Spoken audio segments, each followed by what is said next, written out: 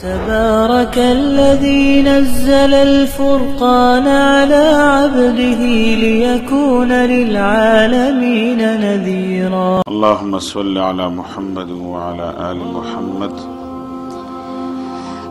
كما صليت على إبراهيم وعلى آل إبراهيم إنك حميد مجيد.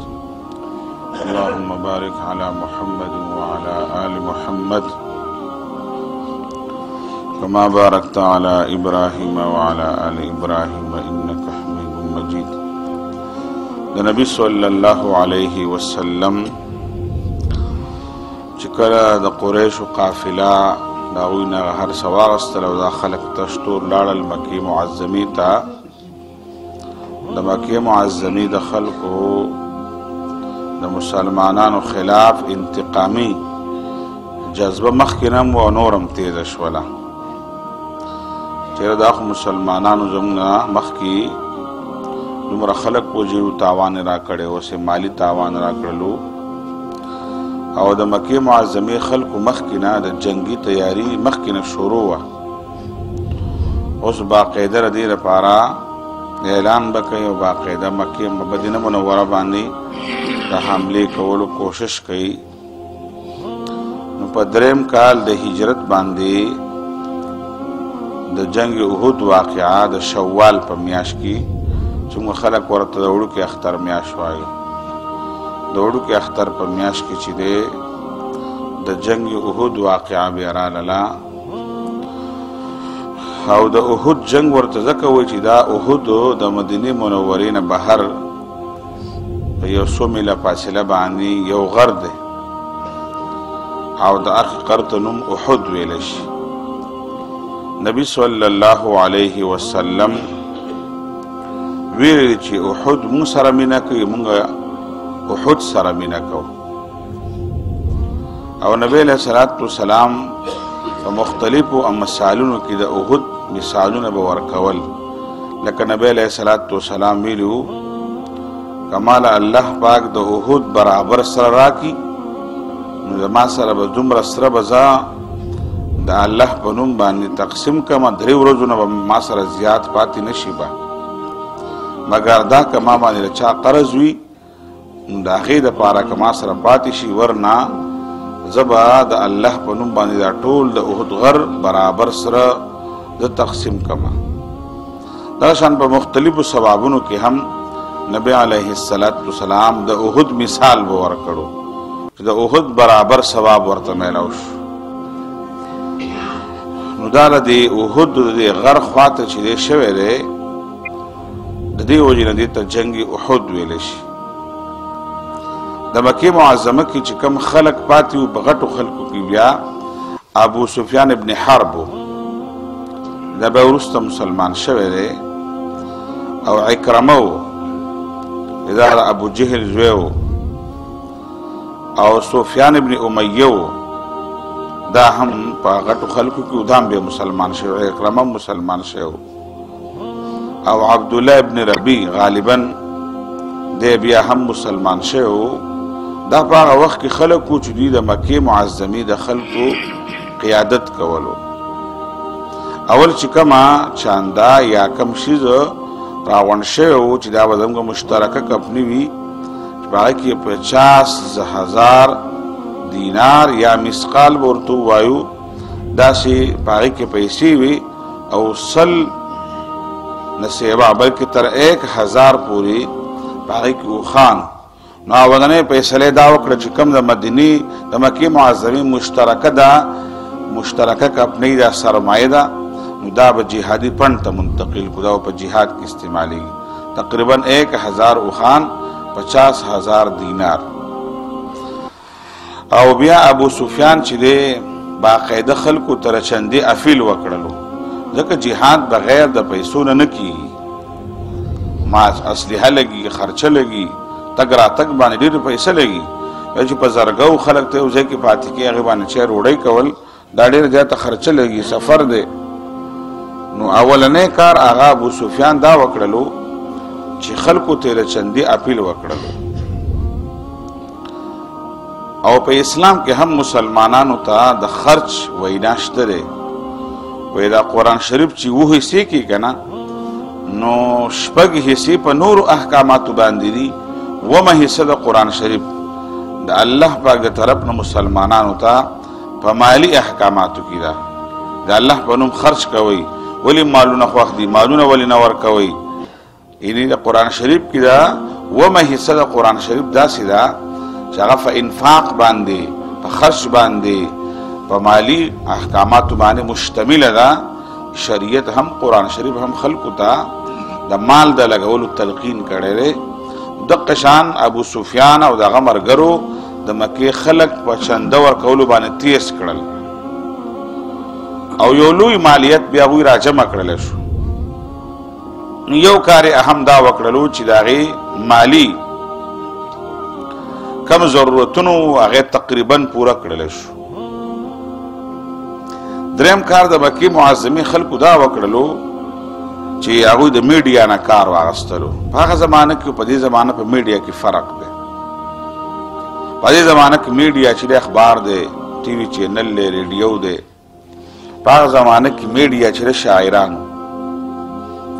شاعرانو به شعرونه ویلو د هغې زمانې شاعرانو به داسې کلام ویل خلک به ډېر زیات متاثر کېدل به او شاعرانو خبرو ته به خلک غوږ کېښودلو نو بل چل دا وکړو چې د مکې معظمې شاعران یې راغونډ کړل او هغوی ته وویل چې شابه کوي تاسو خپل مرثیې جوړوئ کلام جوړوئ او داسې طریقې سره د مکې معظمې خلک په جهاد باندې یعنې په قتال باندې جهاد خو مسلمانان کوي په قتال باندې د مسلمانانو باندې د حملې لپاره او په مدینې د حملې لپاره شابه کې مسلمانان تیز کوي نو داسې محفلونو کې بیا خلکو ته ویناګانې کولې نو دویم کار چې دی هغوی د شاعرانو په ذریعه باندې خلک را اوبراو کړل خلکو ته یې پیغورونه ورکړل چې ګوره هغه پلانکې وژلی شوی دی پلانکې وژلی چا ته وایي ستا پلار وژلی شوی دی ستا تره وژلی شوی دی زموږ سره په بدر کې دا کړي دي دا کړي دي دا کړي دي د خلکو ته پیغورونه ورکول ترغیب ورکول نو شاعرانو په ذریعه باندې د مکې معظمې خلک په جنگ باندې اوبراو کړل او تیار یې کړل په دې باندې په هغې کې شاعرانو ډېر لوی کردار ادا کړلو نو چې کله دی دا کارونه د خلکو له تیاروالي شروع کړلو چې بیا جنګي کم تیاري وشوله د مکې معظمې د خلکو هغه دا وشوله چې تقریبا 3000 خلک مشهور روایت دا دی اگر چې 15,000 هم راځي په یو روایت کې 3000 خلک جنجو جهاد او حمله کوونکي قتال کوونکي دا تیار شو 3000 خلک ابو سفیان چې دا تیار کړل او د دوی سره 3000 اوخان هم تیار شولو او دې سره بیا 200 زغرو والا تیار شو زغره په جنگ کې هغه هتیار دی چې خلک یې واچي نو تقریبا په جنگ کې بچ کېږي بیا ځکه توره خلک لاندې چلولی نشي په جنگ کې ښکته کېدلی نشي او د په سر باندې د وسپنې ټوپۍ وي او په سینه باندې کمیس د وسپنې وتړي زغره وي دا جنګي خپلې کپړې دي او دا نبی علیہ السلام په خپل هم رابش په دې کې په خپل هم استعمال کړي دي نبی علیہ السلام نو 700 کسان 200 خلک کې داسې تیار کړل چې هغوی به جنګي زغرې واچولې او د جنګي زغرو په وجه باندې د خپل ځان حفاظت پې کولو د هغوی استعمالولی شو او 200 کسان 200 ورسره اسونه رالل دا 200 اسونه داسې وو لکه په دې زمانه کې چې 200 ټینکونه وي ځکه چې جنګونو به په اسونو باندې به جنګ تیز کېدلو او دی به په هر ځای کې په هر مقام باندې په هر مورچه باندې ورختلو به نو 200 تقریبا دوی سره اسونه په دې کې د جنګ سامان په دوی سره راغی دا د مکې معظمې خلکو باقاعده تیاری وکړله دغه شان 50,000 ورسره مالیت دغه نقد مالیت مخکې نه و نور هم ورسره چندې مندې ورسره راللې نو مالی لحاظ سره دوی بالکل مضبوط شولو او خلک یې تیار کړل بیا داسې وشوله چې د کم شاعرانو چې به دا کار کولو نو هغه شاعران هم په دې کې بیا شریک شوي دي او هغوی به خلکو له په دې جنګ کې هم تیزوالی ورکولو خو ابو سفیان یو بل کار هم په دې کې وکړلو ځکه د بدر تجربه هغوی ته وه خلک راتښتېدلي نو 15 زنانې هم ځان سره بوتللې 15 زنانه د هغې یوه فایده ویل دا وه چې دا زنانه خلکو سره یي که نه نو بیا تختې نه ښځې څوک چاته نه پرېږدي په زنانو باندې څوک په جنګونې عربو به هم حملې نه کولې ښځې به چا نه وژلې هلته خو د ښځو د حفاظت دپاره به عربو بیا ځان مړ کولو چې ښځه رانه څوک ونه نیسي بوځي رانه نه لکه څنګه پښتنو کې دا کلچر دی دویم دا ښځې به ورته پیغور کوي یا دا ښځې به ورته څه خبره کوي نو په دې باندې به تیزوالی به په هغې کې په خلکو کې مجاهدینو کې به تیزوالی به راځي او دوی به لکه په دې وطنونو کې هم داسې کېږي چې خلکو داسې ترانې خلک وایي یو بل ته لکه د 65 جنګ و پاکستان کې د 71 جنګ و دې ځای نه به خلکو ورته داسې نظمونه ویل او ترانې به یې ویلې او داسې دغه وې دې لپاره چې پاکستاني فوج چې دی دا د هندوستان خلاف تیز کي او مجاهدین په مورچه کې چې دی دا تیز حمله وکړي نو دا به ابو سفیان دا هم یو کار وکړلو چې 15 زنانې داسې بوتللې چې هغوی به دا خپل خلک تیزول او پیغور به ورته کول چې شا به کوي داسې وکړئ شا به کوي داسې وکړئ پلانکی مړ دی د دې لپاره چې دا خلک زمانه هم نه تښتي او په دې کې تیزوالی به راشي دا د مکې د خلکو د جنګ دپاره تیاري وه د احد او ډېر لویه تیاري وشوله عباس رضی الله عنه د نبی علیه السلام تر و دی مسلمان شوی خو دی پټ مسلمانو په مکه معظمه کې پاتې کېدلو به د نبی علیه السلام دپاره به سیډي کوله خبرونه به یې رسول نبی علیه السلام ته او د اطلاعاتو یو سیسټم و د کافرو دپاره هم په مسلمانانو کې به خلک و لکه منافقانو یهودو به دا کار کولو او د نبی صلی الله علیه وسلم خلک دی خو په مدینه کې په مکه معظمه کې و چې نبی علیه السلام به خبرو عباس را دوی بیا روان شولو ابو سفیان روان شولو دوی مدینه منورې تقریبا روان شولو نو داسې وه چې دا د مکې معظمې او د مدینې په منځ کې داسې تقریبا 450 تقریبا 500 کیلومتره پورې فاصله ده د اوښانو سفر چې دی دا په قلاره کې چې کومې قافلې دي دا رو ځي په قلاره ځي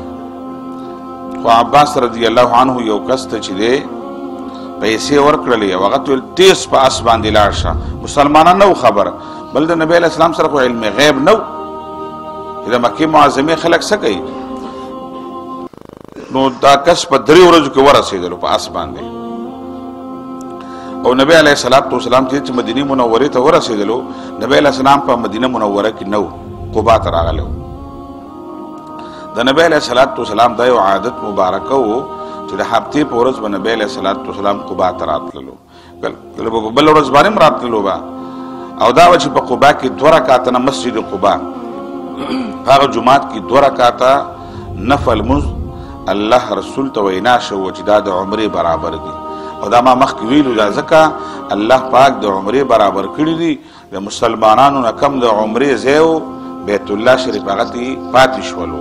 هغه د کافرو په قبضه کې و عمره په مکه معظمه کې کېږي طواف ته او سعی بین الصفا مروه ده په مدینه منوره کې عمره نه کېږي نو الله پاک مسلمانانو دپاره د عمرې د ثواب دپاره یو بل ځای ورکړلو چې هغه مسجد قبا او چې څوک په دې کې 2 رکعاته نفل لمونځ وکړي ابه د عمرې برابر به د عمرې برابر ثواب ورته میلاوي نبی علیه السلام په قبا کې و دا استاد د سره خط و دا خط د قبا ته ورسو نبی علیه السلام په خپله خو باندې خو نه لیکل کولی شولو نه لوستل کولی شو نبی علیه السلام چې دی یو صحابي راغوښتلو هغه ته ویل خط ولوله چې خط یې ولوستلو عباس ورته لیکلي چې دومره 3000 خلک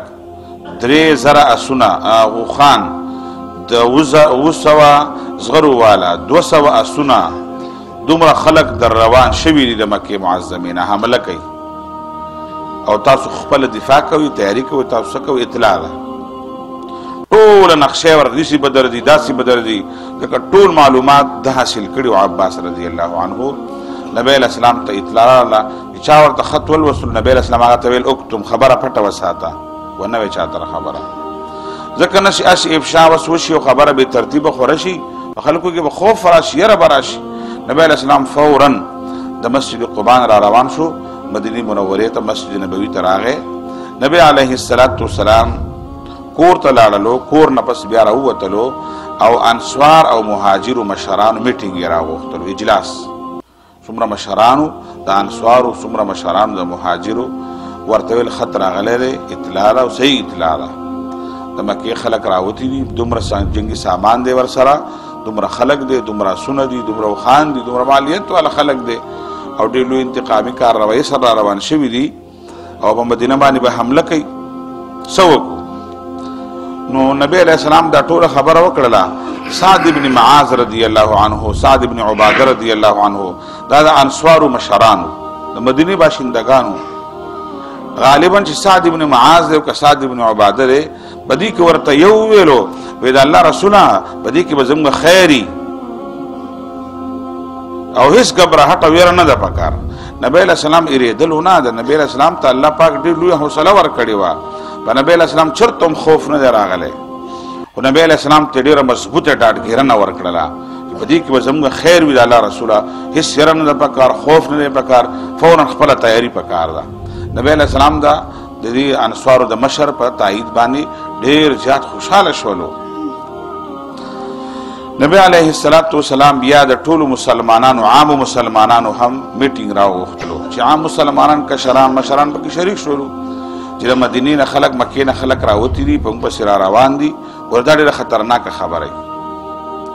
ازي چې تا به څوک دشمن را روان شوی وي او دومره قوت او طاقت وي، دشمن راځي به او سړی به مړ کوي او کلی به ورانوي، څومره خوف او یره به وه. دې وجې نه ما پرون ویلو په دې په هغه سیرت په تېره شوې خبره کې ما ویل چې ګورئ نبی علیه السلام په مدینه منوره کې په قلاره نه چا نه و پرېښودی. وګورئ یو خبره نه وه ختمه چې بسې بله شروع شوله، نو دا خطرناک کار و. په مدینه منوره کې نبی علیه السلام او مسلمانان چا نه دي پرېښودي چې په قلاره باندې لمونځونه اودسونه وکړي، په قلاره ژوند تېری، وظایف یې کول. دا لکي درود وایه، دا پلانکې درود وایه. موږ خلکو غټ غټ وظایف والا کتابونه پیدا کړي دي، دا لکي درود دی، دا پلانکې درود، دا درودونه مرودونه نشته دی او دا دومره منزل دی، دا پلانکې منزل وایي. په شریف کې منزلي هم نشته دی. موږ خلکو د قرآن شریف نه لکي درود غټ دی، نو خدای پاک بیا دا لکي درود ولنه راغو چې قرآن شریف نازلو او په دې کې دومره ثواب دی، په دومره په قرآن ویلو کې ثواب دی. د قرآن شریف نه په دنیا کې بل غټ کتاب نشي چې د هغې په لوستلو کې خیر او برکت ډېر، بل کتاب نشته په دنیا کې. یو درود هم نشته داسې، که لکي درود دی او که بل درود دی او که بل درود دی او بل منزل په دنیا کې نشته دی. قرآن شریف دی، قرآن ویل پکار دی. او زموږ د خلکو خو بس د قرآن سره سمه دشمني ده، بس بل کتاب به په لاس کې نیولی وي او کله به د مجموعه وظایف وي او کله به بل مجموعه وظایف وي او هغې ته به سر ټیټ کړی وي او قرآن سره به دشمني وي. قرآن سره ولې دشمني دلته د مولا سره ورانه ده. د خدای بنده را مولا کتاب نه دی، دا د نبي صلی الله علیه وسلم باندې الله پاک نازل کړی، دا الله پاک کلام دی، دا د مولا کتاب نه دی. دا ولې قرآن سره ورانه ده؟ نو خلکو مولا سره ورانه، مولا فرشته خو نه ده، بل ګناه به پکې وي، غلطي به پکې وي او ته هم داسې پاکه فرشته نه یې، ته داسې پاک سړی زبرګې د زمانې، تاکې هم شل سوري دي. وی غلبیل را پاسو کوزی تاکې دو سوري دي، ځان کې وګور تاکې څومره سوري دي. استاد چې به چېرته دوه درې غلطانې وي، ستا د غلطو غونډو شمار نه دی معلوم. بس ته دومره پاک سړی نه یې، ستا پسې مونځ نه کېږي. به هر مولا پسې دې مونځ کېږي، مونځ پسې کوه، تا نه به ګنده نه وي، تا نه به پاک وي. بهرحال د استاد سره ورانه دغه ستا خپله خبره ده، خو د قرآن سره ورانه مه ساته. قرآن شریف د الله کلام دی. نو صحابه کرامو نبی صلی الله علیه وسلم په مدینه منوره کې په قلاره ژوند نه و چې هلکه یو مونځ نه فارغېږه بل مونځ کوه او یو وظیفه کوه او بله وظیفه کوه او داسې کوه داسې نه. نبی علیه السلام ډېر ټیټ ژوند تېر کړی، مجاهدانه ژوند دی. نبی علیه السلام مسلمانان ټولو ته خبره کېښودله چې خلک را روان دي، څه کوو به؟ نو پیغمبر علیه السلام خپله رایه هم کېښودله او هغه دا ځینې صحابه هم پکې کېښوده. نبی علیه السلام هم چې په مدینه منوره کې په مکه مدینه کې به پاتې شو، په ښار کې د خپلې ښار دفاع کو. نو دوی په مدینې ته نشي راننوته، لکه کوسلاره ورته نه ده معلومه، بهراني خلک دي، څوک په پردي کلي کې جنګ نشي کولی، لکه کوڅه ورته نه معلوم. یو کوڅه کې ورننه او بل مخکې لاره بند دی او بس ګیر شول مړکۍ بیا خلک بیا کنه نو پر دې کلی کې څوک جنگ نه کوي خلک په خپل کلی کوڅې ورته معلومي او دای ویلو چې کا په مدینه منوره دفاع وکاو نبی علیہ الصلوۃ والسلام بیا مسلمانانو سره چې میټینګ وکړلو چې زما رائے خدا را چې موږ په مدینه دفاع وکړو په دې کوڅو کې به خلک ودرو نو که جنگ دوی دنه مدینه منوره ته رانل دوی به څومره دي 3000 خلک دي او په دې نور باندې دوی ناست دي بهر خوراک سکاک دي خرچې کیږي دوی به څومره کینی بس ولاړ بشي په خپله او یا دا کار موږ سره ننوتل په جنګ کې نو په کوڅو کې به سره اته سړي جنګ وکړي او ښځو له به کمرې ورکړو په کوټو به ورته کیني او له پاسه به هغوی ولې لاندې به مسلمانان جنګ وکړي په دلته به خپل کلي کې مړه کړو به د نبی علیه السلام تقریبا رایه دا وه بل طرف ته نوجوانان صحابه کرامو او هغه خلک هم چې کوم خلک په بدر کې نه و شریک او د هغوی د جنګ د جهاد ډېر لوی شوق و چې په میدان کې لاس په لاس جنګ وشي او داسې نه وه چې د مکې خلک راورسېدل او فورا ډز ډوز نه هغوی راورسېدل بیا دا د مسلمانانو میټینګونو شروع تیاري شروع وه چې د مکې معظمې خلک تقریبا 9 ورځې پس یا 10 ورځې پس راورسېدل ذوالحلیفه دا د مدینې منورې نه 6 کیلومتره فاصله کې ده ذوالحلیفې نه راړل او د مدینې منورې په هغه ښی طرف په شا باندې لاړل د احد چې دی عینین یو مقام ورته وي عینین د احد سره نږدې هغه عینین مقام کې دوی پړاو وغورځو او خپل جنګي هتیار چې نه شي پخوا خو لاس په لاس جنګ به و داسې به یوازې ډزې مزې به نه کېدلې باقاعده سببندي به کېدله یو بل ته مخامخ کېدل نو هغوی خپل ترتیب جوړول را رسېدلي وو عینین مقام ته را رسېدلي وو او هغوی خپل ترتیب بیا جوړولو مسلمانانو خپل ترتیب برابرولو د کشرانو صحابو رایه دا وه چې مونږ دې بهر ته وځو جي او دا رایه تقریبا اکثریت وه ډېرو خلکو رایه دا وه د کمو خلکو رایه داسې وه چې نه به مدینه کې به پاتې شو دفاع به کوو خپله که را باندې راغلل خو ورسره ګورو به که رانلل پس مدینه به محفوظه پاتې شي نبی علیه السلام چې کله د مسلمانانو جوش وکتلو دا خلک په ډېر جوش او جذبه کې وځو نبی علیه السلام فیصله وکړه بس ټیک دی ویل وځو به بهر یو بل کار نبی علیه السلام وکړو هغه دا چې 3 دستې تیارې کړې فورا نبی علیه السلام 3 دستې تیارې شولې یوه دسته داسې وه جنګي دسته وه چې تاسو وځئ او د مدینې منورې د حدود نه بهر د لارو نگراني کوئ چار چاپیره د لارو په نگرانۍ باندې صحابه کرام مقرر کړل وو داسې نه کول چې شاوی په جومات کې سورت یاسین وایي او په خلکو ور چوپ کوئ داسې نه و موږ خلک لیوني شوي یو په قرآن او په حدیث نه پوهېږو ځان هم مسلې جوړ کړي دا لکه سورت یاسین وایي په خلکو ور چوپ کوئ صحابه کرامو ته ویل پلاړ شئ په لارو کې ودرېږئ په جومات کې مه ودرېږه لارو ته وروځه نو په هغه لار د مدینې منورې نه بهر په لارو کې خلک ته په پلانکي ځای کې ودرېږي پلانکي باقاعده ترتیب جوړ شو دویمه دسته دا وه چې د مدینې کم کنډونه و که نه په هغه کنډونو کې خلک کېنول چې په دې کنډو باندې څوک راوانه وړي غټې غټې چې کومې لارې وي کنډو ورته ویلی شي په هغې کې هم نبي علیه الصلاة والسلام دستي کښېني دا درېیمه دسته وه درېیمه دسته دا وه چې هغه د نبي صلی الله علیه وسلم په حفاظت باندې مشران خلک مقرر شو د نبی علیه السلام د کور پیره به مستقله کوله چې هسې نه په ناخبرۍ کې یهودیان دشمنان دي منافقان دي او په پټه ترتیب باندې چېرته د نبي علیه السلام په کور باندې حمله ونه شي ډېر هوښیار ژوند و د مسلمانانو درېیمه دسته د نبي صلی الله علیه وسلم د کور د حفاظت دپاره مقرر کړی شوله چې شپه او ورځ به د هغې چوکۍ کېدله ګوره نبی علیه السلام چې یاد کرسي ووایي به ځان چوپ کوي هېڅ څوم نشته دی نه یاد کرسي به ځان چوپ کوو به خو حفاظت یو بل شیز دی سوره اخلاص هم چوپ کوو به قل اعوذ برب الفلق او قل اعوذ برب الناس هم چوپ کوو به خو نبي صلی الله علیه وسلم باقاعده دغه د کور حفاظت دپاره مسلمانان مقرر شو صحابه کرام او تقریبا مشران سینیر خلک مقرر شو دې کې ځوانان نه و شامل ځکه دا نگراني سخته نگراني وه لکه د مشر حفاظت پکې که تا نه چا مشر مړ کړلو که نه به جنګ دې وبایللو نو خلک ویل چې نبی علیه الصلاة والسلام وي جمدی وي روغ وي که جنگ بیلو که ګټو او چې نبی علیه السلام نه څوک خراب نه کړي. درېیمه دسته دا تیاره شوله د دې مدینې منورې حفاظت او جنګي دغه شروع دی د نبی علیه الصلاة والسلام تیاری شروع ده. په دې تیاری کې بیا نبی علیه الصلاة والسلام د جمعې ورځ بیا راله. نبی علیه الصلاة والسلام د پیغمبر اسلام مدد له مختلف خلق رالل مدینې منورې ته باقاعده خلکو آمد شروع شولو. مختلف چې کوم بهر مسلمانان پاتې کېدل د هغوی راتلل شروع شولو. باقاعده د بهر نه خلق رالل. نبی علیه الصلاة والسلام د جمعې لمونځ وکړلو او د جمعې په خطبه کې د جهاد په فضیلت باندې تقریر وکړلو. خلکو له ترغیب ورکړلو او نبی علیه السلام اعلان وکړلو چې مونږ به وزو به مونږ به باقاعده وزو به بهر ته مسلمانان به او په میدان کې به براه راست مونږه مقابله به کوو. براه راست د مدینې دفاع خبره نه ده ځکه د اکثریت رایه دار د مسلمانانو چې بهر به وزو. نبی علیه السلام اکثریت ته وکتل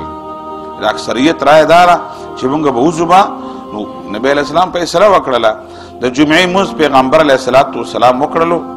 او د جهاد باندې زبردست خطبه ورکړله تقریر یې وکړ نبی علیه السلام. وایي چې نبی علیه السلام په خپله باندې د جمعې په